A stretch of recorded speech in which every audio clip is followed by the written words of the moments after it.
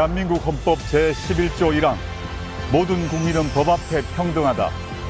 민주공화국에서는 법 적용에서 자유로운 특권 계층은 없습니다. 누구에게든 평등한 잣대가 적용되어야 합니다. 사람이 먼저인 세상을 만들기 위해 더 크게 목소리 내고 더 먼저 더 빨리 움직이겠습니다.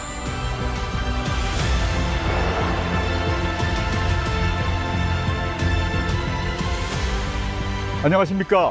22대 국회의원 조국입니다. 반갑습니다.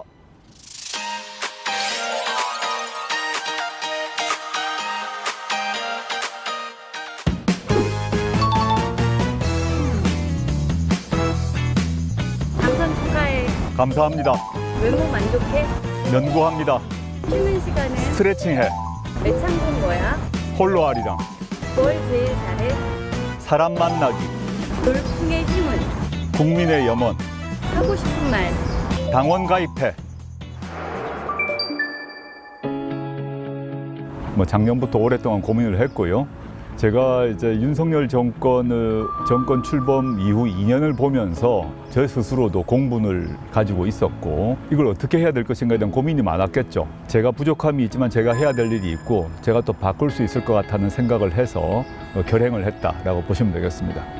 2월 13일 날 상당 선언을 할 때 제가 의석 10석을 공언을 했고 원내 3당 되겠다고 얘기를 했죠. 창당 선언 이후에 언론에서 또 여기 있는 여의도 사람들이 조국혁신당에 대해서 잘 안 될 것이다, 조롱, 또 비난을 퍼부었는데 그거는 충분히 저는 뚫고 나갈 자신이 있었고 실제 결과로서 증명을 했다고 봅니다.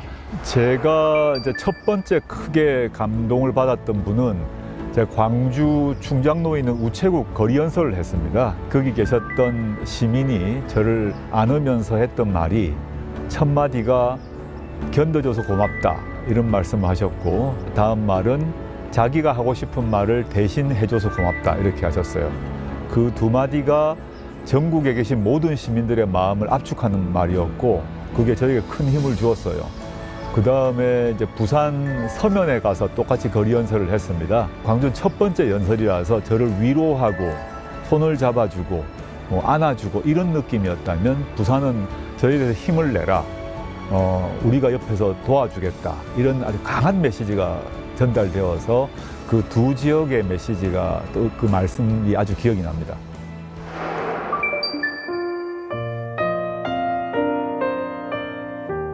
중학교 동료가 같은 동네 친구였는데 그 친구가 당연히 인문계 고등학교를 간다고 생각하고 있은 거예요.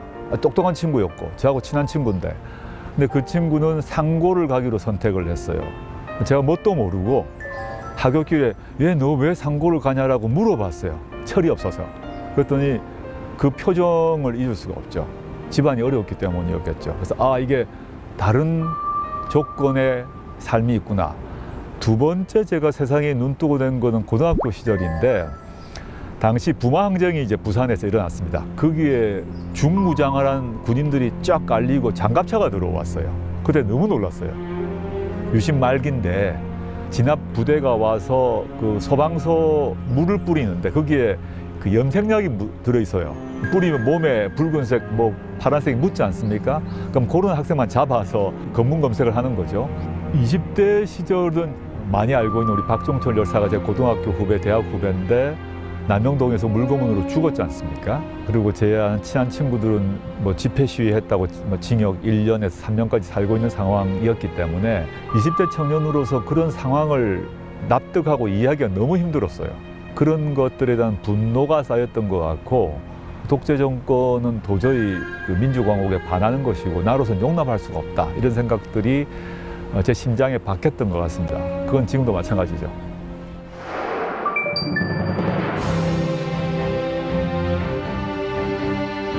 전 학자로서 그 검찰개혁 문제에 대해서 계속 관심을 가지고 논문도 쓰고 목소리를 내왔는데 문재인 대통령이 2012년엔 떨어졌지 않습니까? 그 떨어진 이후에 오히려 저도 고민을 많이 했어요. 제가 더 적극적으로 했어야 되는 것이 아닌가.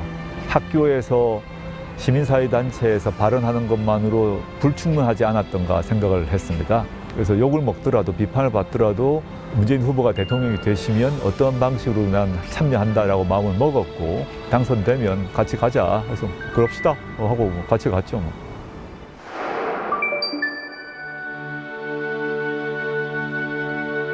2019년 이후에 저와 저희 가족에게 닥친 여러 가지 일이죠. 대통령께서 이제 법무부 장관 제안하시고 제가 여러 가지 이유로 제가 수락을 하게 되었는데 그 수락 이후로 이런 사태가 벌어질 것이라고는 전혀 예상을 못했습니다.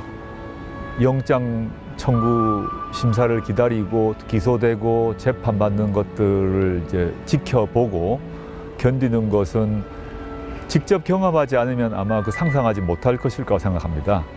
그 상황을 저는 무간지옥이라는 표현을 썼습니다. 불교 용어인데 무간지옥. 지옥 안에 들어서게 되면 이 양쪽 칸이 밀려와서 이 간격이 없어져 버리는 거죠. 위아래로 좌우로 도움을 아무도 주지 못하는 그런 상황이 되고 오롯이 본인과 가족만이 견뎌야 되는 상황이 있습니다.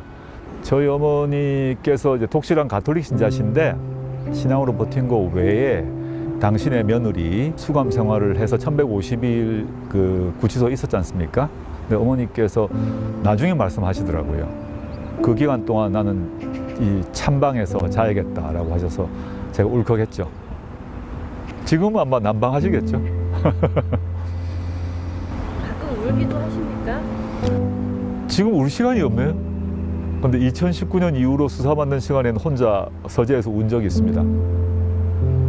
딸내미를 서울중앙지검 안으로 들여보내놓고 울지 않을 아빠는 없을 것 같습니다.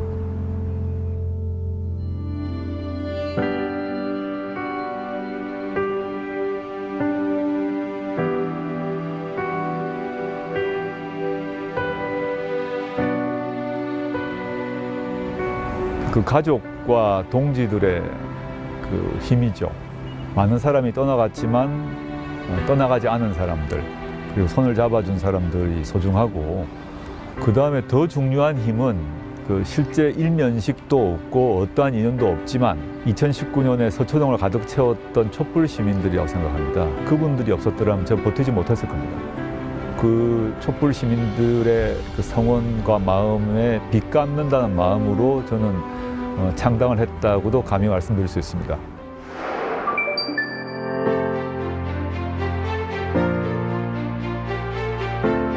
첫째는 검찰개혁의 완수죠. 단계 실현되었지만 마지막 남아있는 고리가 있습니다. 그건 수사와 기소의 분리인 것이고, 그래서 검찰의 권력을 해체하는 것입니다. 그건 반드시 이루어야 된다 생각하고, 두 번째는 검찰 독재 정권을 종식시키고 난 그 다음에 무엇일까가 더 중요한 문제일 수 있다고 생각해서 조국혁신당은 사회권 선진국이라는 상대적으로 좀 생경한 용어를 제시했는데, 쉬운 말로 하면 먹고 사는 문제, 주거권 문제, 복지 문제, 노동 문제, 임금 문제, 이런 문제는 다 각자 도생의 사회로가 되어버렸습니다. 이 문제를 OECD 다른 나라, 즉 복지국가 수준으로 하려면 사회권이 보장돼야 됩니다. 국가가 국민들에게 시혜를 베푸는 게 아니라 국민이 나의 권리다라고 요구할 수 있는 세상, 그게 복지국가거든요. 그걸 위한 법적 제도적 장치를 만드는 것이 저 개인의 소망이기도 하고 조국혁신당의 과제이기도 합니다. 선서, 나 22대 국회의원 조국은 성실한 의정 활동으로 권력의 도구로 쓰이는 가짜 법치를 타파할 것을 국민 앞에 엄숙히 선서합니다. 2024년 5월 30일 국회의원 조국.